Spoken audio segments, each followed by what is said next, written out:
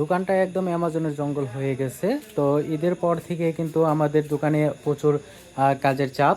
তো অনেকে মনে করেন যে এই কাজগুলা কিন্তু খোঁচা মেরেই সম্ভব হয়ে যায়, মানে খোঁচা মেরে ঠিক হয়ে যায়। অনেকে এরকম কথা বলে থাকে, কিন্তু এর পিছনে যে একজন টেকনিশিয়ানের কত আত্মত্যাগ থাকে সেটা কিন্তু কেউ জানে না। যেমন আমরা যে কাজগুলা করি, কিছু কিছু টিভি আছে, হ্যাঁ ঘন্টায় আমরা 3টা 4টা টিভিও ঠিক করতে পারি। কিন্তু কিছু কিছু টিভি আছে, ওই টিভিগুলো কিন্তু আপনার একটা টিভিতেই ওই 5-6টা যে কাজ করেন না, ওই সময়ও কিন্তু আপনি কমপ্লিট করতে পারবেন না।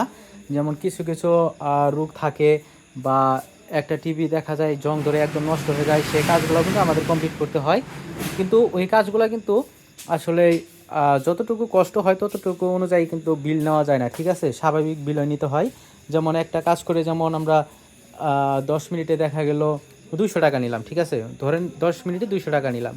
কিন্তু এই 200 টাকা অনেক সময় পেতে গেলে আমাদের কিন্তু 6 ঘন্টাও কাজ করতে হয়। সেই কষ্টগুলা কিন্তু অনেক গ্রাহকেরা জানে না বলেই এইসব কথাবার্তা বলে থাকে।